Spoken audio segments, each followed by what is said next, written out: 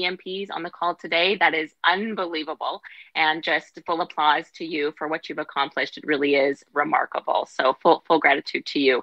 And I'll just say, I never thought that we would get here. I never realized that, after 6 months of shutdown, we would still be having the same conversation. And I remember for me, and I know I shared this with you, Dr. Poon, but when we first spoke, but I had a constituent, her name was Sarah Lynn, and she was set to get married the week after the border closed. So everything was ready to go. Her American fiance, who was in the Air Force there, she was ready to come up to Canada with all of her family. These two were going to be married. All the bills were paid. The marriage was a go. And then the border shut down and the whole world shut down. And of course, their wedding along with it. And then over 100 days went by and there was no end in sight for them. And she reached out to me very, desperately. Can you do something? Please help us. And I just thought, I was going into the House of Commons that day when my staff sort of informed me on this issue, and I quickly switched up what I was going to say. And I just felt very moved by her story. Someone who's had to postpone my own wedding. I completely related to that aspect of her hardship, someone who's done long distance, but when I've done long distance, it was fully in my control. When I could see that person, I knew the deadlines, but I could still understand what that heartbreak of being away from someone feels like and postponing your wedding. So for some reason, it just really struck a chord with me. And I just felt very compelled to change up what I was going to say that day. And I went into the House.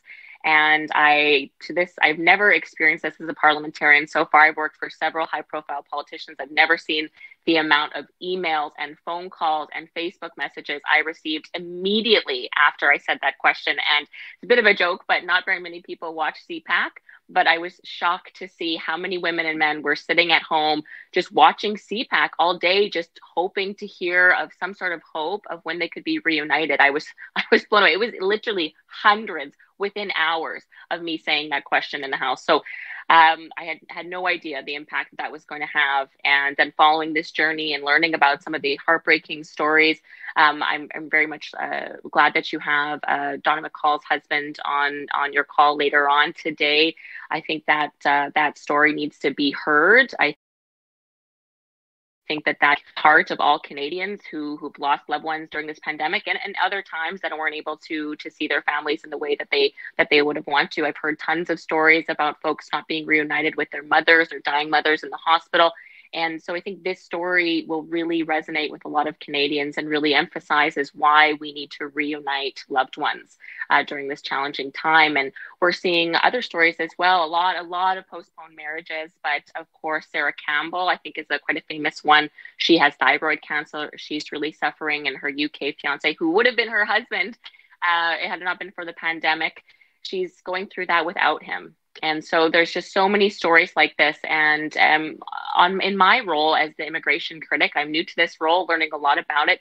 There's so many spousal separation issues as well, family separation issues. It's on and on and on and on. And I know on this call with this advocacy group, we're focusing on adult children and committed couples. And so important that we give compassionate grounds as government to have a heart when it comes to this, because we may be living in this pandemic for years. We don't know when it's going to be over. We're in the second wave now. We need, I believe, and I know the Conservative Party believes, we need to have an approach that's compassionate, that's practical, that makes sense, because we cannot keep going on indefinitely like this. And it affects many immigration streams, but particularly this, which isn't an immigration stream, which makes it even more difficult to make it happen, because there's sort of not a designated minister. But I know Bill Blair, he's in control of that border. And I've had some run-ins with him in the House, and he's not ever been quite pleased with me. So I look forward to grinding his gears. Next week, when I'm in Ottawa, I will be carrying your banner and fighting for you in the House of Commons. I really believe in what you're saying. And Dr. Poon, I have to say that your legislative approach, or you're looking at the OICs, you're saying this is exactly what needs to change. You're not just making an emotional argument. You are putting forward a strategic message of exactly what the politicians need to do. And I just want to say how smart that is and how great of a job you're doing. And I really look forward to advocating for you next week. And for everyone on the call, I feel like everyone's been so respectful. But I know your patience is probably wearing thin. Mine certainly would be. But I think that there's real progress being made. The fact that you have almost a dozen MP, and she's very proud of what you accomplished. So keep doing what you're doing. I think the media is starting to pay attention. Dr. Poon was on Power in Politics last week. No small feat. He did incredible. Did such a good job. And I think your movement is really starting to gain momentum. And I can't speak for the other MPs on this call, but I know we all feel very impacted emotionally and in our hearts of what you're going through. And that we'll all continue to fight for you. And I have to say, just as a partisan MP, it's actually such a pleasure to see cross-party support for this organization. Maybe this is something that can bring us together. As a new MP, that's something I would love to see. And just very grateful that you've given me this opportunity to speak to you. But really, all the credit goes to Dr. Poon and the organizers of this movement. You guys are incredible. So, hang in there. I think that we will find a resolution for this. We just have to keep pushing in a respectful way, rise above the fray, and just keep pushing. And I know that I will be doing that in the House of Commons every chance that I get. So thank you so much for having me, and God bless you all. This is the sound of one person clapping, but every single person in this room is clapping for you. Time to reunite. MP Dan Show, first off, all the MPs here, call me David. Secondly, it's the team. It's the MPs like you who stand with us, and it's the entire support of the entire campaign. Everyone in this room, everyone in our 7,200 members. It's certainly not me. I'm not the guy. It's everyone who's put this together. The team has done fantastically, and I can't wait to introduce you all to them. So everyone, please thank MP Dan Show. We'll be putting her social media links in the YouTube after this. So, maintenant, j'essaie parler un peu de français. On a 3 députés québécois parce que la famille est très important pour les Québécois. Et les Québécois sont très importants pour les Canadiens. So, bienvenue à mon amie Karine, qui vit à Montréal, à qui est séparée de son conjoint depuis 200 jours. Elle va nous le présenter. Bravo, David! Alors, le défi est relevé. Alors, je me présente Karine Cloutier. Donc, oui, la famille, c'est très important au Québec. Dans l'Assemblée aujourd'hui, nous avons avec nous Madame la députée Christine Normandin, porte-parole du Bloc québécois en matière d'immigration, réfugiés et citoyenneté. Elle a travaillé très fort avec son équipe pour le regroupement familial et collaboré étroitement avec notre prochaine invitée, Madame la députée Christina Michaud, porte-parole du Bloc québécois en matière de sûreté publique et protection civile. Madame Michaud a plaidé la cause des couples binationaux, des enfants adultes auprès du ministre de la Sécurité publique. Elles se joignent à nous aujourd'hui et on les remercie du fond du cœur. Time to reunite, it's time to chat, guys. Souhaitez-leur la bienvenue. Bienvenue à vous deux. Merci beaucoup. Je vais prendre la parole au nom de mes collègues députés du Bloc québécois, puis aussi au nom de Madame Christine Normandin qui est présente avec nous aujourd'hui. Donc, je la salue. Et je salue David. Merci pour l'enthousiasme, merci pour l'organisation et toute l'équipe derrière vous. Merci à tout le monde qui sont là aujourd'hui parce que vous espérez faire entendre votre voix et c'est ça qui est beau du mouvement et on est là pour vous soutenir. Alors, merci de votre présence, merci de l'organisation. Je pense que je peux parler au nom de mes collègues députés du Bloc québécois, mais je salue aussi tous les autres députés qui sont là aujourd'hui. Je pense que ça prouve que c'est une cause qui va au-delà de la joute parlementaire ou des opinions politiques ou de la transpartisanerie. C'est une cause humaine qui nous rassemble aujourd'hui. Alors, merci de votre présence. Je dirais que depuis le début de la pandémie, mes collègues et moi, on a reçu beaucoup de vos communications, beaucoup de gens qui vivaient des situations pas faciles et on voyait un petit peu la lenteur des procédures et c'est ce qu'on a fini par dénoncer au ministère de l'Immigration, Réfugiés et Citoyenneté Canada et particulièrement Mme Normandin qui l'a défendu avec passion en chambre, mais aussi derrière des portes closes, on a tous et toutes eu à travailler avec des gens pour tenter de les aider, tenter de faire avancer leur dossier. C'est souvent des histoires plus touchantes les unes que les autres et vous le savez personnellement, chacun d'entre vous aujourd'hui. Souvent, c'est du cas par cas. Il faut s'attarder aux moindres détails de chacun des dossiers, travailler avec acharnement pour réussir à faire passer quelque chose. Mais ce qu'on se rend compte, c'est qu'on a besoin d'une norme qui est claire, qui est écrite et puis travailler au cas par cas parce que ça touche beaucoup trop de personnes.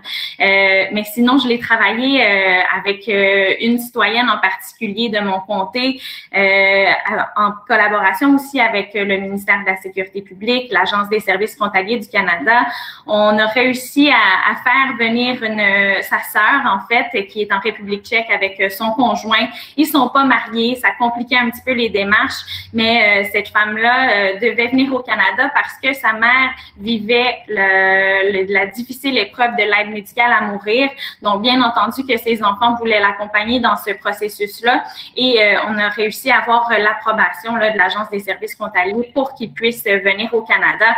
Alors, c'est en travaillant avec acharnement, justement, qu'on peut faire pousser les dossiers. Et comme Mme Dancho le disait, on va continuer, peu importe les partis, là, on va continuer à pousser pour faire changer les choses. Et c'est ce qui fait qu'on est là, en fait, les députés. Là, vous nous remerciez d'être là, mais c'est à vous que le crédit revient. Nous, on essaie de faire avancer les choses, là, mais c'est vraiment vous qui nous portez. Donc, vous avez probablement vu, comme moi, le fait que le ministre de l'Immigration a récemment annoncé qu'il allait accélérer le traitement des demandes de parrainage d'un conjoint et d'un membre de la famille en augmentant le nombre d'employés qui examinent les demandes. C'est un bon pas dans la bonne direction. Là, je me suis réjouie de voir ça. Faudra bien entendu que les bottines suivent les babines. Là, on veut vraiment voir une accélération des dossiers et comme vous le savez, là, ça change rien au fait que les frontières demeurent fermées en ce moment et que les personnes qui ont reçu une confirmation de résidence permanente après le 18 mars 2020 peuvent toujours pas entrer au Canada à l'heure actuelle et c'est souvent c'est ce qui vous réunit aussi aujourd'hui là pour plusieurs d'entre vous ce genre de situation et c'est une aberration à plusieurs égards là. C'est pourquoi on a fait des démarches Madame Normandin et moi auprès du ministère de la Sécurité publique, auprès du ministère de l'Immigration pour proposer des solutions qui pourraient changer la vie, faut le dire là, de plusieurs d'entre nous. Je vous apprends rien en vous disant que la pandémie qu'on vit actuellement a fait accentuer le sentiment d'insécurité pour plusieurs d'entre vous, plusieurs d'entre nous qui vivent ce processus. Pardon. Et personne ne sait quand vont réouvrir les frontières. Donc, c'est d'autant plus frustrant de pas savoir où est-ce que ça s'en va, ces dossiers-là. Ces dossiers qu'on prend comme un numéro, mais en fait, c'est des humains qui sont derrière ça. Alors, c'est d'autant plus important de s'y attarder. Je sais qu'à l'heure actuelle, il y a plusieurs choses qui font en sorte que ça bloque. Par exemple, les compagnies aériennes qui sont un petit peu hésitants à admettre des passagers qui pourraient risquer d'être refoulés aux frontières canadiennes. Donc, il y a plusieurs choses qu'on peut améliorer c'est en continuant à travailler avec le ministère de l'Immigration et de la Sécurité publique. On veut bien entendu permettre aux gens de venir au Canada, de rejoindre leurs proches en toute sécurité. Donc, on veut que, c'est ce qu'on a demandé dans notre lettre envoyée à M. Blair, de donner à tout le monde qui a une raison légitime d'entrer au Canada puisse le faire parce qu'on parle, comme je le disais, de réunification d'humains, de familles, de couples, de parents avec leurs enfants. Donc, je pense que c'est une cause qui mérite d'être poursuivie et nous, on va continuer à travailler pour ça. Alors, je vous remercie encore une fois d'être ici et d'avoir organisé là, ce beau mouvement de façon virtuelle. Je crois que c'est la première fois que je travaille, que je participe à un mouvement virtuel comme ça et je sens quand même toute l'énergie qui est derrière. Alors, merci d'être là. Le message que je veux vous passer, au fait, c'est qu'on va continuer de travailler pour vous avec tout notre cœur. Alors, merci. Merci beaucoup. Time to reunite. Merci, Mme Michaud, d'être présente et de nous appuyer. C'est très apprécié. Our next speaker fights for us from the NPD. Where he is the deputy leader and the Québec lieutenant Alexandre Boulris. Notre prochain invité et allié est le lieutenant du Québec, chef adjoint du NPD. We gratefully welcome his vocal support, so please welcome him. Bienvenue, Monsieur Boulris. Oui, bonjour tout le monde. Écoutez, ça me fait plaisir d'être avec vous aujourd'hui pour cette importante manifestation virtuelle parce que c'est des dossiers qui sont tellement cruciaux pour des centaines puis des milliers de personnes que vous représentez. Je veux d'abord transmettre les salutations de notre chef Jack Meeting, mais également de notre porte-parole en immigration que vous connaissez, Mme Jenny Kwan, qui est députée de Vancouver. Vous êtes nombreuses à nous contacter au bureau depuis des semaines puis depuis des mois. On a tous vécu quelque chose qu'on ne pouvait pas s'attendre évidemment, à cette crise, à cette pandémie qui est unique et qui nous frappe tout le monde, mais qui a des répercussions. Et vous êtes un de ces effets collatéraux, des gens qui sont impactés, mais qui malheureusement devaient être réunis avec leurs proches et leurs amoureux, leurs amoureuses, leurs enfants. Et ce qu'on constate, c'est que quand il y a une crise comme ça qui se produit, c'est stressant, c'est angoissant. Il y a des gens qui perdent des emplois, qui perdent des revenus. Il y a une crainte qui s'installe aussi au sein de la population. Puis, une des manières d'être capable de passer à travers, c'est quand on est proche des gens qu'on aime puis de notre famille, de notre conjoint, notre conjointe, de notre amoureux, notre amoureuse, de nos enfants. Et vous vivez une difficulté supplémentaire parce qu'on vous empêche d'être réunifiés, on vous empêche d'être ensemble. Parce qu'on a un gouvernement fédéral et un ministère de l'Immigration qui, malheureusement, est presque paralysé ces jours-ci et qui entraîne des délais qui sont absolument inacceptables. Et nous, au NPD, on le dénonce. Moi, ça fait déjà 2 fois que je participe à des manifestations ici à Montréal. Jeudi, au Parlement, à la Chambre des communes, j'en ai parlé. Et on va continuer à mettre de la pression. Évidemment, vous pouvez compter sur nous. Et merci encore pour l'organisation de cette réunion-là aujourd'hui. Et je suis très content de voir l'aspect transpartisan, le fait qu'il y ait des députés de toutes les couleurs politiques qui se réunissent pour dire votre cause nous tient à cœur et on est capable d'agir ensemble de manière responsable et sécuritaire pour que vous soyez avec vos proches. Quickly, I'm not going to repeat everything I just said in French, but I want to give you the salutation of Jack Meeting, our leader, and Jenny Kwan, our spokesperson for immigration. We're all going through tough times and crazy times. There's a health crisis and economic crisis, and it's always a little bit better if you can go through those times of anxiety and high stress with the people you love, with your family, your children, your husband or spouse, or the people you want to live with. And it's not possible for you, so I can barely imagine how it's more tough than for everyone else. And we all know that there are solutions. I don't know why the immigration ministry seems to be completely broken. The delays are not acceptable. And we will continue to push together to make sure that you will have the ability in a secure and responsible way to bring back, your family, the people you love, the people you want to be with as soon as possible, because it's a question of dignity and humanity and respect for all of you. So thank you so much, and we are there for you, and we will continue to be there for you. This is the real clapping. David, it's your turn. Merci beaucoup, everyone. Thank you, MP Normandin. Thank you, MP Michaud from the Bloc. Thank you so much, MP Boulris from the NDP. We'll be putting your social media links under the YouTube video, and make sure that every single one of you thank them so we can get some time to reunite in the chats. That has been fantastic. Our next speaker is also from the NDP. She stood with me and with the entire organization at our press conference on August the 12th on Parliament Hill to make a stand for families. She has worked very hard for her constituents. She's written to the Prime Minister, and then she did a champions interview with myself as the first NDP member of Parliament to do so. I want you all to please give a warm welcome to MP McPherson. Hello, can you hear me, David? Yeah, you can hear me? Is it okay? Yes, we can. Wonderful. It's perfect. Well, thank you so much for letting me be here, and of course, lovely to be able to see everybody virtually. Lovely to see my colleague Alexandre I wanted to, first of all, just thank everybody for organizing this, for allowing me to speak today at this very, very important rally for family unification.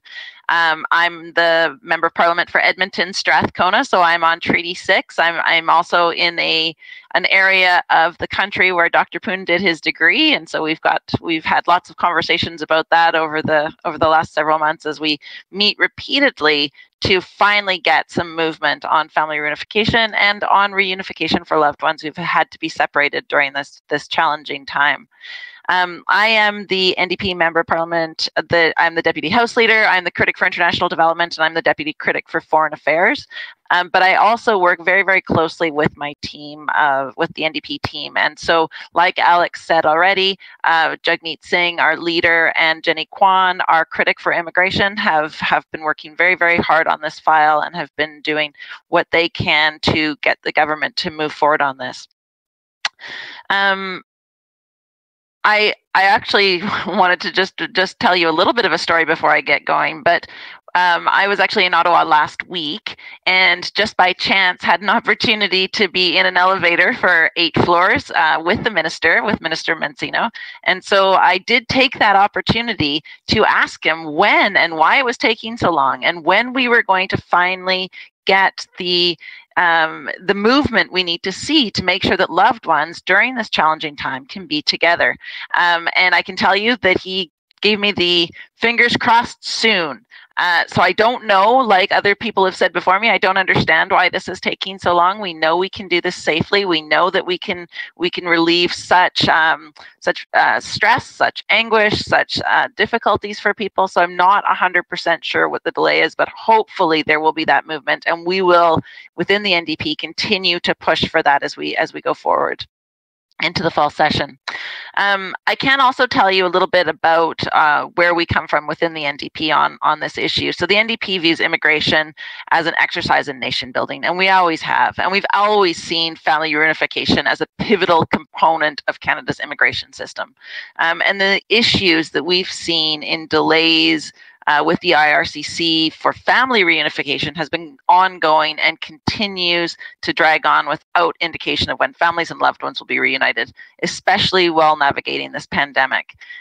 Over 6,000 Canadians signed a petition that was tabled by Jenny Kwan, our critic, calling for action to reunite families. And while the voices of separated families has been partially heard in the announcement made on September 24th regarding spousal application processing, the voices of couples in long-term committed relationships, the voices of family members, including fiancés, has remained left out. And we hear this in my riding, we hear this across the country, and these stories are heartbreaking. You know, to have so many people on this call today and have each of you have a story that is heart-wrenching, that is challenging, is so hard to hear, and especially because it's unnecessary and it would be an easy solution to fix.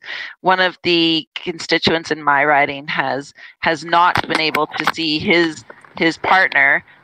She is in Lebanon, so they had that added burden of her being in Beirut, in a community that's suffered very greatly with the recent explosion in Beirut, and they still don't know when they can reunite.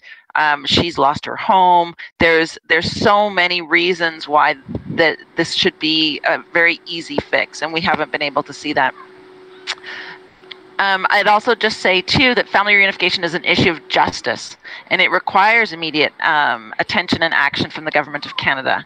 I continue to hear these stories of loved ones that have been separated due to long delays and arbitrary detentions of who is considered in a relationship. And the complexities due to COVID-19 are having physical and mental impacts. So we know that these are things that are happening. We know that we must address this as soon as we can. We've seen in the chat people have been separated for 300 days, you know, for incredible lengths of time.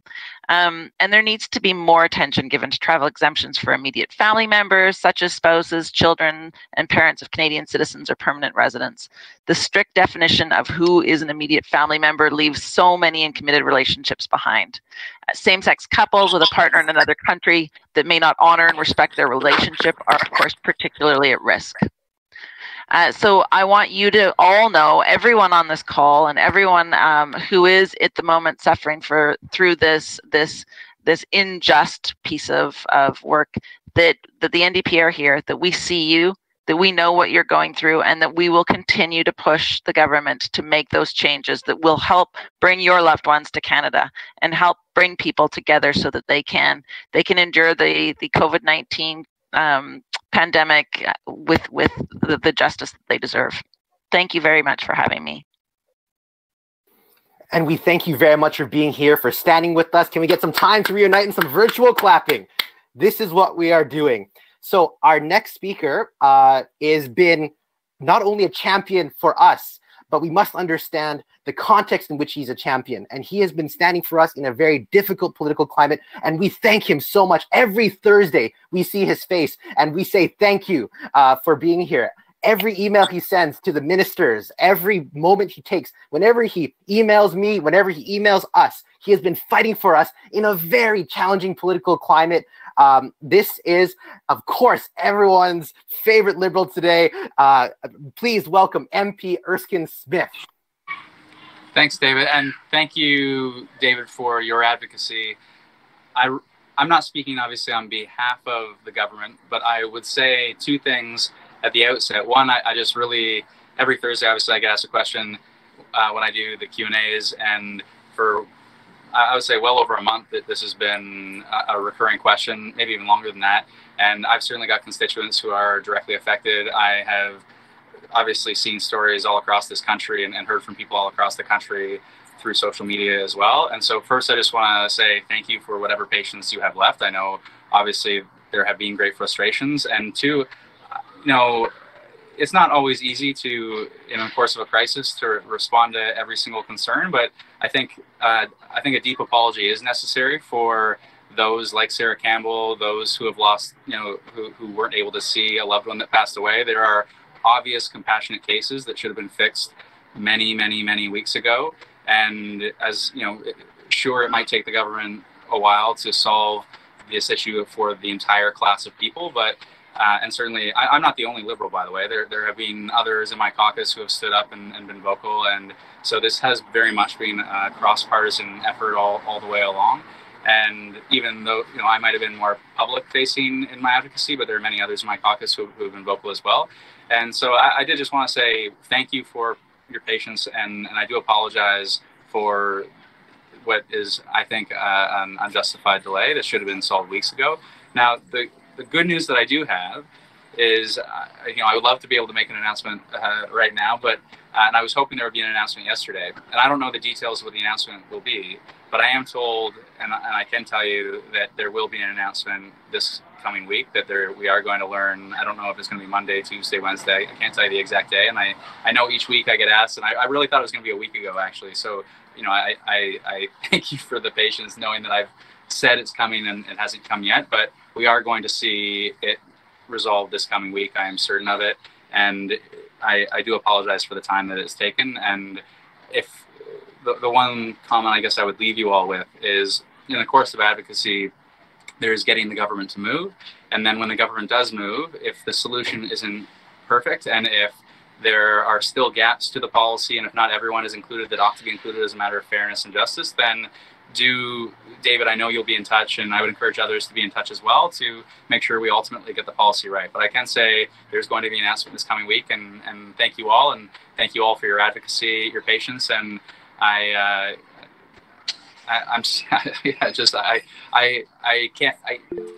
can't say sorry enough. You know, I know I'm not responsible, but you know, it's frustrating to see the stories and to hear the stories and to not have seen a solution fast enough. So look out for the announcement, and then do be in touch shortly afterwards if I can help further.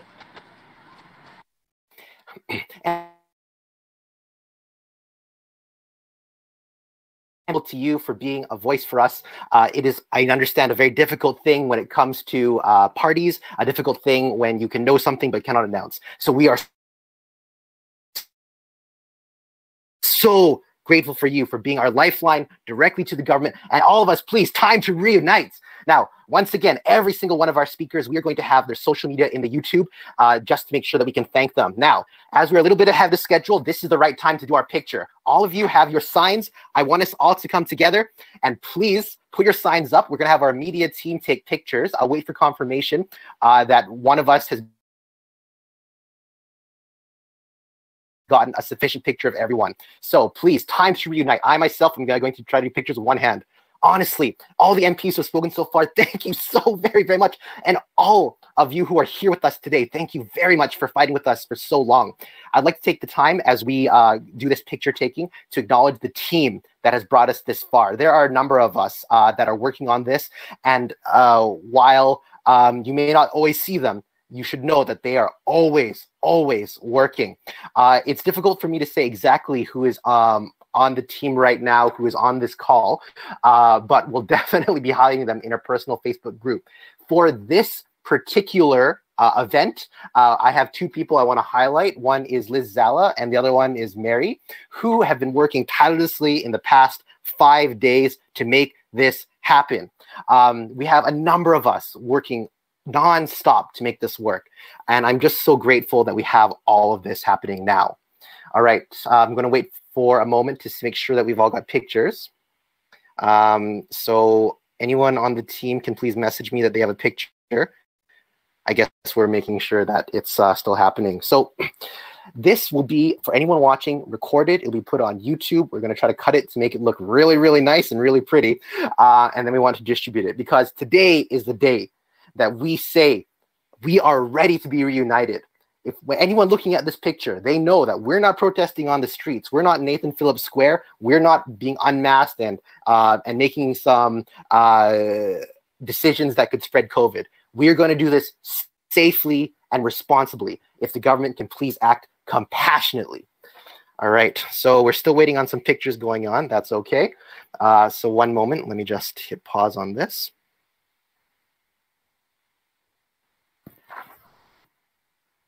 Okay, pictures are up.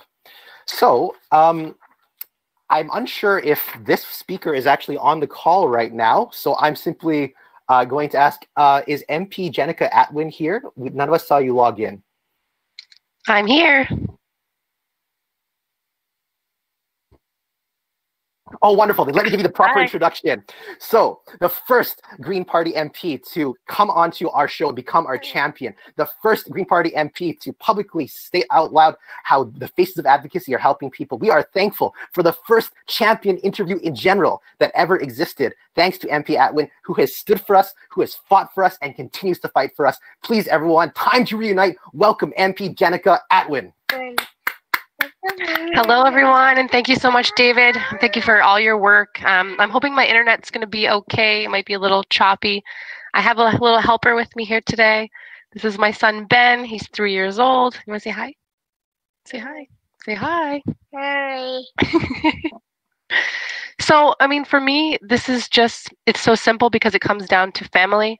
It comes down to compassion. It comes down to human decency. And, you know, my family's my rock. And I know that it's the same for each of you, that your partner or your adult children or whoever you're separated from, they mean so much to you. And you have every right to be with them just like the rest of Canada. And so, I mean, when this first came to my attention, and then I learned more about just how widespread it was and how many people are affected. And then I just knew I had to get involved. And so, I mean, and our work is really, I mean, we're getting lots of thank yous and I appreciate that so, so much, but we need to deliver first. We get you reunited with your families. So, I mean, we certainly are trying to do that. I'm leaving tomorrow to head to Ottawa. I'll be there for the week, and we'll be pushing and advocating every corner that we can. We've got statements in the House. There's lots of ways we can kind of push the issue. And I mean, it's encouraging to hear from MP Erskine Smith that there will be a forthcoming announcement. Although, I mean, I'm a little frustrated every time we're told the announcement is coming. You know, if there's information now, then please let us know, because we know you've waited far too long. And I just, I'm so thankful that you've put something like this together, Dr. Poon, because, it's so important for you all to stay connected and to draw strength from each other. I think that's a really important thing to do right now. Because I mean all of this, because I know that the isolation and loneliness can be the most difficult part of what we've been experiencing over these past few months. But for you all, it's just multiplied. So, I mean, keep up the pressure, keep doing what you're doing. You're doing an excellent job. The level of organization that you've put forward and just how many people you've been able to connect and to have your voices heard on this is nothing short of amazing. So, I mean, pat yourselves on the back for that, but we need the results to come from it, because certainly we don't want this all to be done in vain. So we're doing everything we can, and Ben's rooting for you as well. And, you know, family, as I said, family is everything, and love is not tourism. I think that's such an important kind of slogan for the movement, and Time to Reunite absolutely was months and months ago. So I feel for you all, and I am here for you, and I know that this kind of talking, and I hope it's bringing some sort of solace, but it's really the decision that we need is for them to lift this, to get you all reunited, and that's what we're all fighting for. So just hang in there and stay strong. The amount of solace Do the best that you can, and everyone's talking with each other. Great. And really, you know, I mean, it's good to hear from us, but I want to hear more from you. And the stories that I've been reading, thank you for sending your personal touch as well, because it's really important. Choosing love stories. I've heard, you know, just incredible journeys that you've been on through your relationships. And I pray that continues, you know. So when I get to Ottawa, I'll be, you know, uniting with some of the other MPs who are on this call and pushing for this issue. And I've been very proud of them. It's been nice to learn about, you know, some of the other people that I work with who have that same kind of level of compassion and really understand the human side of these issues that we fight for in Parliament. So I really appreciate their work as well. And I wanted to add one more thing, David. One of my very close friends, his name is David Kuhn. So it's so funny how close your names are. He's actually the leader of the Green Party in New Brunswick, so it's a funny thing. I'm so grateful for your time, and we are just so thankful that you were the first of your party to come do the champion interview and the first one to do the interviews. In terms of the solace that you've offered us, all of the MPs here, I realize that most all of us want an exemption right now. But if we can't have an exemption right now, we can have the ear of the government and their officials here with us now. And we are so grateful to every single one of you for being here right now. Together, we will tell all those, we'll tell the Canadian public that we'll do this safe. We'll tell the Canadian government that it is time to reunite. And all of this is thanks to the amazing work of everyone in this chat, everyone on the team, everyone in the group, and everyone on Parliament Hill who has worked for us. So can we get some Time to Reunite in the chat as a thanks? This was MP Atwin. We'll put her social media links underneath. Just fantastic. So our next speaker is MP Jean Auroux. Now, he also stood with me at the August 12th press conference, well before it was entirely in the public eye. He also did a custom Faces of Advocacy social media campaign on his own personal accounts to bring our visibility for all the stories that we've heard, for all the heartbreak that we've seen. So please welcome with as many Time to Reunites as you can for MP Jean Auroux. Thanks, David. I really appreciate it. Hi, everybody. Great to see everybody, and I guess somewhat in person, or at least your emojis outside of what we've been chatting on Instagram. Kudos to you, you guys. I know it's not just you, David, so I'll broaden it out. Kudos to you guys for organizing this, but also for keeping MPs on time. My goodness, like we're ahead of schedule. This is unheard of for members of Parliament. So kudos to you. So a bit of just a quick disclosure. It's my wife's birthday today, and I've convinced her that this is a good use of my time on her birthday. But you know, I feel a little bit bad about that, because you know we've spent lots of birthdays apart, her and I. She's a medical doctor. She went away for medical school, but we always knew there was that weekend or that other opportunity. You know, it was 5 days, 10 days away that we'd get to see each other. So thinking of what you guys are going through in how many days it's been for, I'm seeing in the feed, some 100 days, 200 days, and like it's been 45 days since our press conference, David. Like it's been incredibly long and painful for a lot of you, but can't help but be more hopeful yet again. It's with Nathaniel. He's doing it's tough for him, being in caucus. So and he has to wear a lot of this when he goes out in the street. He probably goes to Nathan Phillips Square and gets questioned if he knows anything. So hopeful. Obviously, I keep feeling we just keep getting so much closer each time, and hopefully this is the final week. Hopefully, I can't help but be a little bit cynical, but still, we want to make sure that we're doing everything we can to push this across the finish line, and that includes everybody here on this call. I have to mention my one colleague, John Nader, who's not on this call, but was one of the first ones in our caucus to really raise this issue, and that's Sarah's an MP, local MP, and he's done a lot of work, not only in our caucus but in the House of Commons, and just he's a quiet guy and a humble guy, and he sits in his constituency office, and I know he's working incredibly hard for her and for others. So it's having an advocate like that in our caucus has been strong to get this across the finish line. I'm your second speaker from Edmonton. I see Heather there. Our ridings are right beside each other. We certainly get along. So again, a nonpartisan approach to this. You know, I think all parties are now officially on side, and this is great. Let's just get this across the line and allow people to reunite, because it's been going on, as you all know, for far too long. You know, other countries have figured this out. We've heard of all the other countries that have. You know, I have a friend whose fiance can't come from London to here, but he can go to London to see her. You know, that's not right. When we should be able to figure this out, and particularly in the last, I've seen even some of the 300 days, 350 days on the side of the screen, how long this has been going on. It's something needs to change. And if this is a week, great. If we have to wait another week, you know, that's just another week that mental health and everything else has been continued to weigh on everybody in this chat. So let's get this. Let's bring this home. There's NHL players playing here in Edmonton, for crying out loud. Like let's get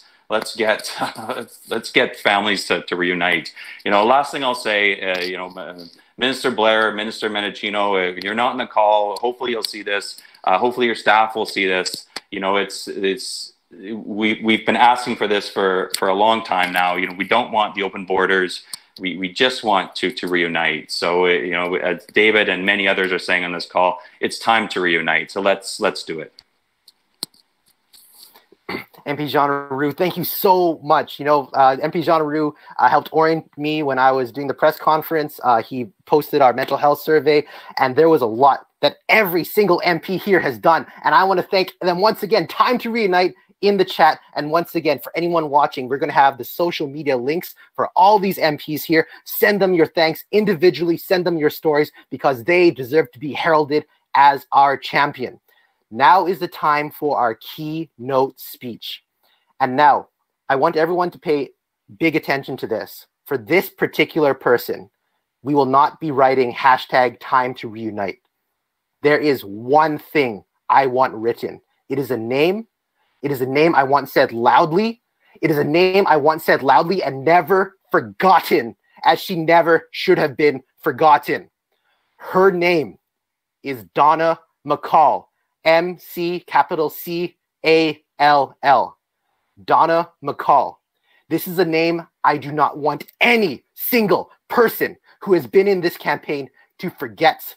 And I do not want any single person in government to not know. The name Donna McCall is all I want to see in this chat. If you are applauding, if you are sympathizing, and if you are pressing forward with us. Our next speaker is a man who is brave to share his story today. Our next speaker is a man whose family, the entire team, and myself think about every single day. The next story is a man whose wife just wanted to say goodbye to her adult children. The next speaker is the story of a man who should have never been in the position he, his wife, and his family was put through. Everyone in the chat, remember Donna McCall. Please welcome John McCall.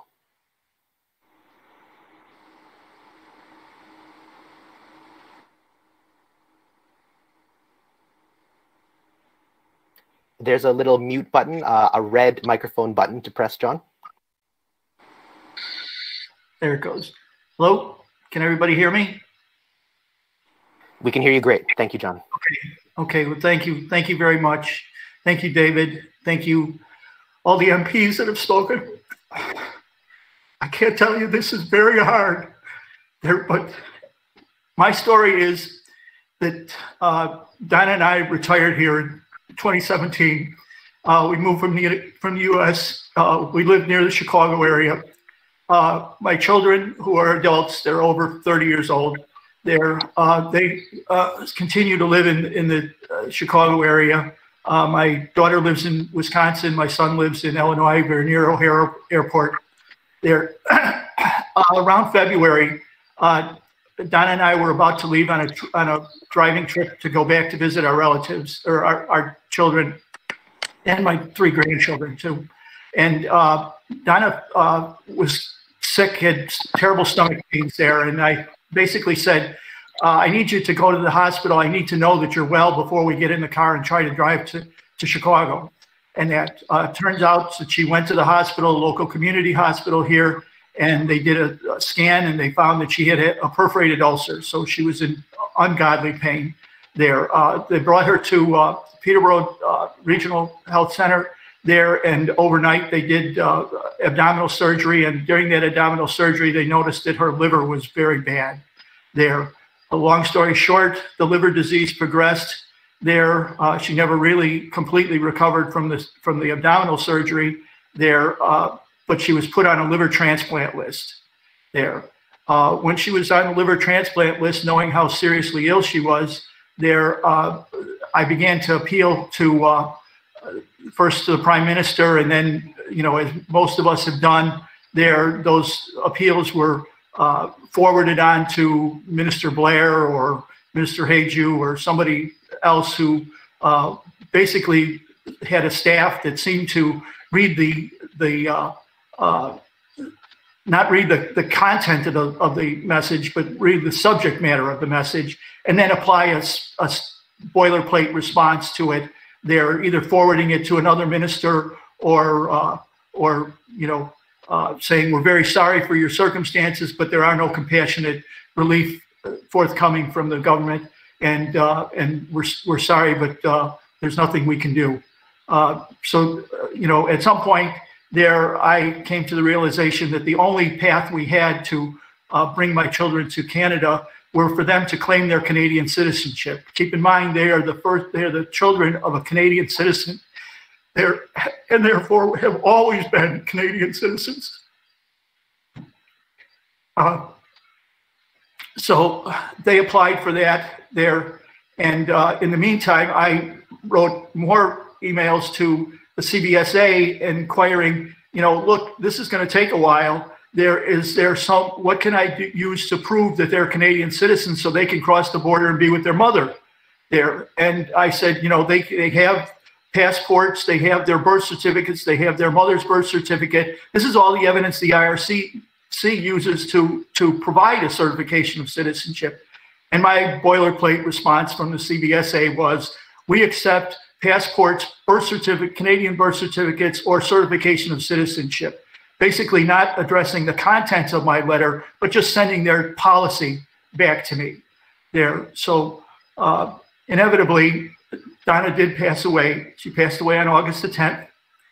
I held her hand in one hand, and I held my phone in the other, and my kids said goodbye to her on FaceTime. all while they were being denied access to Canada. I think, maybe, possibly, they could have actually appealed at the border to a sympathetic agent, and they may have gotten across. But we all know that the CBSA is a lawless organization there and has got no oversight and no right of appeal, and they could easily be denied access for a year if they were to encounter the wrong agent there. And that's always a possibility when you're crossing the border, because there is no oversight. There is nobody's looking at what they're doing and determining whether or not they're doing the right thing. They can do as they please in that. So finally, on the 17th of August, they received their certification of citizenship. And like I say, the IRCC processed their request as expeditiously as the IRCC processes anything, which is not very quick, but they did it ultimately. So a few days later, they were able to come. We quarantined for 2 weeks. And 2 weeks ago on Saturday, we held a memorial service. My children, my grandchildren, did not get to see their grandmother or their mother since Christmas of last year. FaceTime isn't the same, especially, for your children and your grandchildren there. It might be fine for a business meeting, but these are not business meetings. These are people. Respect us. Treat us with the compassion. My wife was an RN in a cardiac intensive care unit for 30 years. She taught other nurses how to show compassion to families and to people dying, but she was shown none. And I'm very upset about that. My determination now is that I stay here until I can become a Canadian citizenship and make that border go away for me. Thank you. Thank you, David. Thank you for the time. John, I speak for all of us. We are so touched and so thankful that you're here. We are all so sad to hear this injustice. And I think we can probably get a number of nodding heads to say that we will not stop until the Canadian government knows the name. One thing I want to add, please, ministers, when you work on legislation, don't let the perfect legislation be the thing that stops good legislation. Because I'm afraid here we've been faced with a situation where there's a lot of delays in implementing change here, and those delays are pursuit of the perfect solution. They will never reach the perfect solution. They need to settle for what they can do so that every family that has a situation like mine there, where any minute delayed is a minute without being able to be with your loved ones there, that shouldn't happen. If they delay a week, MP Erskine there, I know he's been on there for at least 5 weeks that he's been saying they're working on this. They're working on this. That's 5 weeks that families have gone without relief after they've decided that they were going to work on the subject. And that 5 weeks, my wife passed away. So, thank you. John, we're all stunned, and I've gotten to know a little bit about your family. I've gotten to know you, and everyone here. I want you to know that John and Donna have a wonderful family. They've got a fantastic family. And John is a good man. Donna is a good woman, and we will fight to make sure that the government knows her name. We'll make sure that the injustice that occurred to the McCall family will not happen again, and we will push forward to make sure that Canadian families are taken care of. John, thank you very much for your bravery. So our last speaker is going to be the exactly right person response to John McCall. Our next speaker is perfect, not only because she's one of us. No, that's not the reason, because she fights for good because it's right. And our next speaker doesn't fight for us not only because she's the Shadow Cabinet Minister for Health, No, she would do this no matter what. Our next speaker is not perfect for this only because she stood with us at the press conference on Parliament Hill and made it loud so all of Canada could see. No, the reason the next speaker is perfect is not because of the many questions she asks in Parliament, the many things she does to get our win, and the many ways she presses forward for this campaign. No, the reason this next person is perfect to respond to John McCall now is because she has compassion. She understands the pain we are going through, and she will not give up until family is reunited. I want you all to please in the chat write "time to reunite." Welcome the Honorable Michelle Rempel Garner. John, we love you. For everyone that's on this call, I want you to know that we just lift you up and that we are just sending you love and support and anything that you need. I just feel for you so much, and I just want to thank you for sharing your story on behalf of everyone on this call, and just know that while everyone here is going through their own personal struggles, we are sending you love, we are sending you energy, and we are lifting you up. And all you have to do is reach out to any of us. If you're having a dark day, you have so many people who have never met you but love you and understand the situation that you're in. And so thank you so much for your time today on behalf of all of us who are here. So I have got two messages, and the first one is going to be very blunt, and it is going to be a behind-the-scenes peek on how sausage is made in Ottawa. And the first thing I want to talk about is do not give in. Don't give in. So what I expect in this quote-unquote announcement that has been delayed unacceptably for months, only for bureaucratic pedantry, not for any good reason. There's no actual policy reason why this can't happen. It's just laziness and incompetence. So that's the blunt reality, number one. What I expect to have happen is Bill Blair and Patty Hadju and Justin Trudeau need Sarah Campbell and John McCall to go away. They need them to stop getting the radio interviews, stop getting the newspaper interviews. They need what Justin Trudeau needs is Sarah Campbell's boyfriend on a plane and a photo op with them. And then all of a sudden they're compassionate again. So I expect that the announcement to be made this week be some sort of health compassionate grounds with no information on timeline for processing or what qualifies in that. And what they hope is that when we get up in the House of Commons after that, they will then be able to respond to say there's already a program in place. But the reality is that will not fit 97% of the scenarios that are on here. And because the Liberals just need this to go away. They need us all to go away, and they need to be able to muddy the waters enough that a clear case like John's, like Sarah's, goes away. And that can't be good enough. You cannot give in. We cannot give in to that narrative. Why? Because if we're talking about a compassionate grounds exemption, then every single person on this call qualifies for that. Every single person on this call qualifies for that. These people do not know what it's like to be away from your family when they're going through things. They have no clue. They don't know, and they go into their office every day and they're looking for a politically expedient situation or something that they don't really have to change the status quo that enough. And you cannot give in.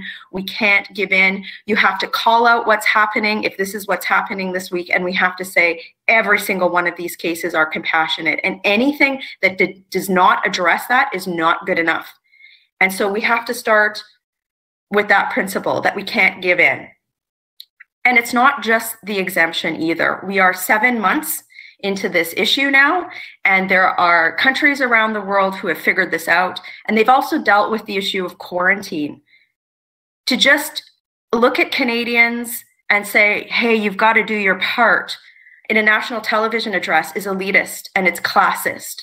It doesn't take into consideration people who are working in a gig economy who can't afford to take 2 weeks off of work. You can't afford to even to stand in line for 6 hours to get a COVID test. We need rapid testing. We need at-home testing. And we need at least at a bare minimum, a feasibility study looking into pre and post-arrival testing as a way to augment quarantine, because even if there's an exemption, how many people can actually afford to take that time away and travel? That's just the reality. It's elitist and it's classist. And I get it, on the front end of a situation like this, we have to take dramatic measures, but we know enough about the situation now, and there's enough technologies out there that not having a plan to address this is giving in. And nothing short of changing that will do. And that is what we are all going to press the government on this. And it takes political courage. The inertia of the bureaucracy cost John's family compassion. And that's not acceptable. That the inertia of bureaucracy has cost all of you time with your families. And I guess I will share my story. This is my husband, Jeff. We are separated because of the border closures right now. And yeah, we're married. I have a piece of paper. We have a piece of paper. We're married. We were lucky. We got married about 6 months before the pandemic hit. But the reality is that I have a minor stepson with shared custody. My mother-in-law is going through stage 4 breast cancer. My husband is a retired combat veteran that has his own health challenges. And I can't, in my position of privilege, I can't afford to have to deal with that situation. And I'm saying this from a position of privilege and power, okay? So in my position of privilege and power, we can't make it work. What hope is there for somebody who does not have that? And that's wrong. It's just fundamentally wrong. So we can't give in, and we can't allow this government to look at this as a political problem to just sprinkle a little bit of solution on and not deal with it. So my ask to you and my call to action is to accept nothing less than complete change and to not give in. But the second thing I want to say is to not give up, okay? We're not going to give up on this call. And each of you have the energy and the power inside of you and the capacity and the tools to make this change. And this is what I want you to do. I'm going to give you a crash course in government relations, people. Are you ready?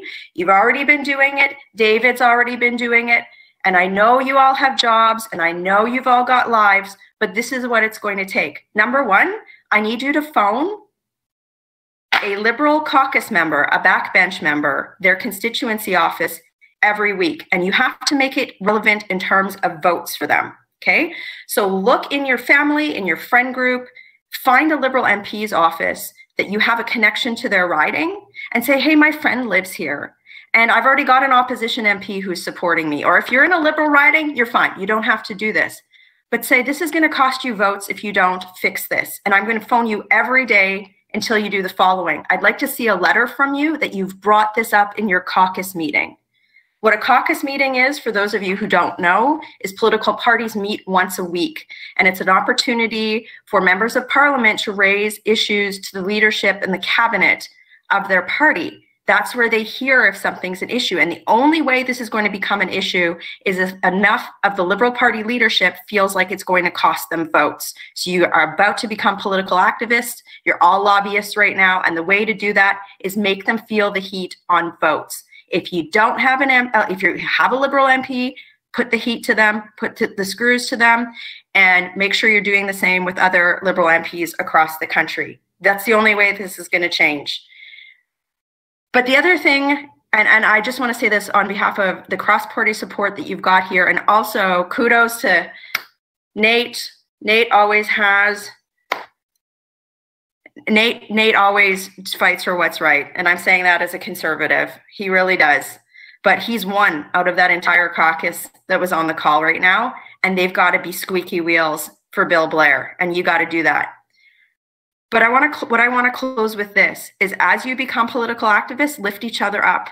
I know how hard it is. I know how hard it is. It's hard to go through this alone. It's hard to hear the trials and tribulations that your partner and your spouse is going through, your fiance. It's that feeling of drifting apart, that feeling of not being able to touch each other or hold each other when something's happening, that worry in the back of your head, are we going to make it through this when there's no hope in sight?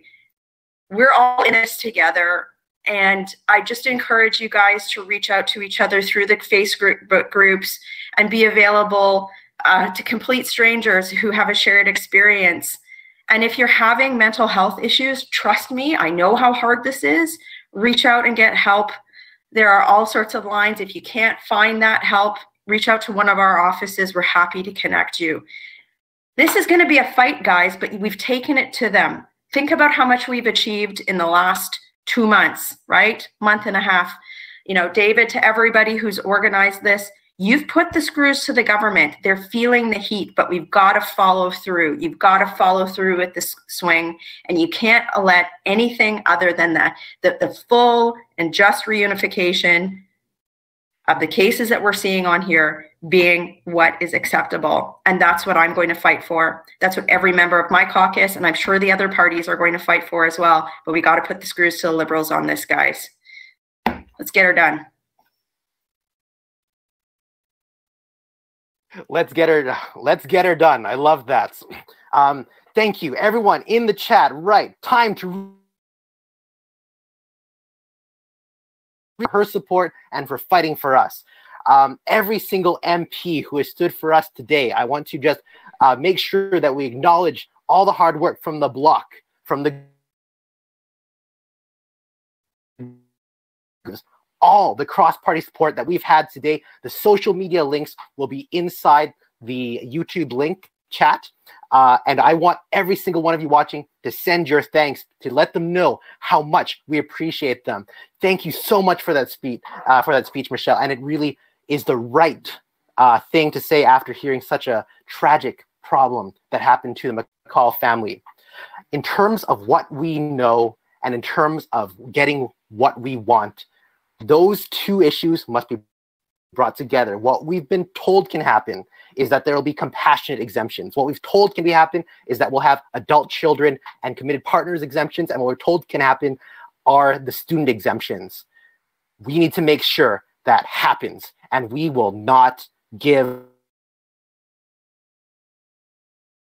the team I'm going to do, but I'm going to say their names out loud. For those who have not given me their permission to say their names, I'll simply say a letter from their name, and I'll also be using only their first name. But these are the people who have brought us this far. These are the people who've made this happen, and these are the people that you also need to thank, because we could not get this far just from disorganized David Poon. We get this far from the work of the entire team. And there are so many names, and I'm going to list them all with my iPad. I'll just be saying your first letter, okay? But first, my beloved, the co-founder of this group, AJ Aquino Alexandria. She was the reason that we're here. She's the reason that we fight. She's the reason that I continue to press on. So she's in this chat, but I love you very much, and I'm so glad that we have brought this entire campaign to everyone, got to meet all these people, and thank you for being here, my love. I want to highlight Gianna, who's been running our awesome Twitter, who has been doing so much work on our press releases, who's been fighting, I think, most of her day on this, which has been incredible. And she fights nonstop to be with her partner. I want to highlight Mai, who has made our fantastic Instagram, who has made an incredible number of videos. I think one day she did 200 videos to highlight the number of people that we have. I want to highlight Emma, who has been with us from the start, and she's been fighting this battle much longer than I have. She was the one who started the change.org petition. She's the one who got us visibility at the start. She's the one who knows the ins and outs of policy much better than I do, and honestly, you thank her because of all the brilliant ideas that she's brought in. I want to thank Kaylee. Kaylee, who has, I initially told her, do triage. What does triage even mean? She's been doing every single thing that we've needed to do, from making videos, to getting our outreach going, to doing our internal stuff by getting new people here. Kaylee has been working tirelessly as well. I want to thank Sean, who has been keeping everything organized, particularly on the days that I am so disorganized that I can't put it together. He's been working hard, giving sage advice, and keeping us strong. I want to thank Nathalie, who has originally with a brilliant idea, got us a Google Drive, who was able to help us organize and put all things together. I want to thank Ashley, the doctor whose story was originally the one that inspired me to get here with my partner, because at the time I was afraid to be a doctor in the public eye. I want to thank Justin, who has been doing fantastic work administrating and moderating our group, making sure people read, and if they don't read, showing them what to read. I want to thank someone whose name starts with a B for helping us guide us through the political system. I want to thank Sarah Campbell, who's been our most high-profile member, who has been fighting. Even though she fights chemotherapy, she also fights for us. I want to thank Liz, who helped develop this entire thing over 5 days. She's been running our website, our Discord. She's been helping with our YouTube. She has been the one keeping the operational things going on when it comes to the tech, and her partner Darren as well has helped today as well. I want to thank Kate, who joined our team because she thanked all of us to begin with, and now she is messaging every single one of the members, doing our internal messaging, making sure people know what to do and where to be. I want to thank Marie, who has been delivering Quebec for us. All of the Quebec MPs are here today because of Marie, and she's also worked very hard in the past 5 days to make this work. I want to thank these next people just quickly, just giving their initials. I would like to thank LM. I want to thank SR. I want to thank LF. I want to thank NJ. I want to thank JB. I want to thank AB. I want to thank KC. There are a number of people in the French group who have been with us for a very long time. I want to thank CG, who made the fantastic opening video at the start. I want to thank CD, who has been with us for a long time doing the French. CL, VM, KB, VG, AR, AM. There has been so many people who have been on the French translation team, and I'll be posting all about them later on. During the phone protest this week, a brand new thing, I'd like to thank AY, who apparently has picked up the phone and called individual Liberal members nonstop for the past week. I want to make sure I don't miss anyone on the French side of things. IBR, MC, NW, SL, CLP, EM. And that only touches the beginning of just how many people are here. I also want to thank our donors, letter B, in particular, for being our monthly donor. And I also want you guys to know that we've had an outpouring of support from so many of you, but I did not ask any of your permissions to say your initials. So there are definitely people that I've forgotten. There are definitely a number of people who have helped us and don't want their name mentioned. But I want every single person in this chat, in this video, and in this 7,200 people group to know that all of this has come together from the strength of the team. So please have a time to reunite as an applause for the team. Anyone watching who just found out about us, the Faces of Advocacy are here. We do not want open borders. We just want to be together. If you are feeling alone, disenfranchised, and forgotten by your government, join us in the campaign at facesofadvocacy.com. You can find us at LinkedIn, YouTube, Instagram, Facebook, and Twitter at Faces of Advocacy. We have a plan to bring families together safely. If you are a Canadian and you are worried about the increasing number of COVID cases, we have a plan to do so safely. If you are a politician willing to make change, contact me, Poon, at facesofadvocacy.com. Papa Oscar November at facesofadvocacy.com. Every single person who watches this, please know, if you are a member of the public, we will keep Canada safe. If you are a member of the government, know that we will keep reminding you until we get our exemptions. We are not asking for open borders. We are just asking to be together. This ends our fantastic first virtual rally for family reunification. I'll still be here after. We have a media availability. Everyone hold up your signs. Be proud. Family is essential, and it is time to reunite. That is disconcerting that there's no actual cheering, just silence. That's so good. So any members of the media, you have my contact and you can personally text me. Any members here, if you just want to talk for a little bit, we have the team here just to get to ask some questions for. MPs, if you're still here, please leave. I see that our keynote response is still here, but you are all very welcome to leave. Overall, please, big thank you to John McCall. Big thank you to all our MP speakers, who I will simply restate right now, just because I want to make sure it's on record. I want to thank MP Dancho. I want to thank MP Michaud. I want to thank MP Normandin. I want to thank MP Bouleris. I want to thank MP McPherson. I want to thank MP Erskine Smith. I want to thank MP Atwin. I want to thank MP Jean Aroux. And I want to thank the Honorable Rempel Gardner for being here today, for standing for Canadians, and for standing for us. And most of all, thank you to you, thank you to John McCall, and thank you to the team for getting us this far. We are not giving up until we get our exemptions.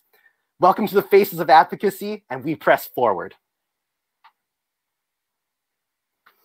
Okay, I guess we're still recording. Anyone ask a question? You can unmute now.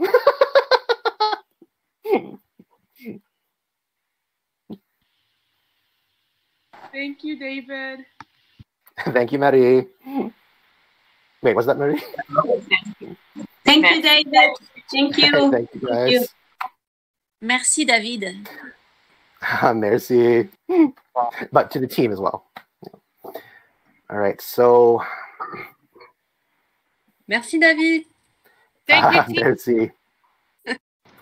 Thank you, David. Thank you so much, David. Oh, thank you. No, thanks to the team. Thanks to the team. Thank you, MP. Thanks to the team. Amazing work, David. Keep it up. Thank you. Thank you, David, and the whole team. Thank you. Thank you to the entire team. There we go.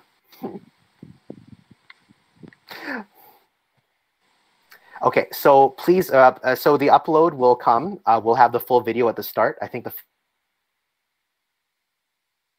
we'll have the first bit recorded.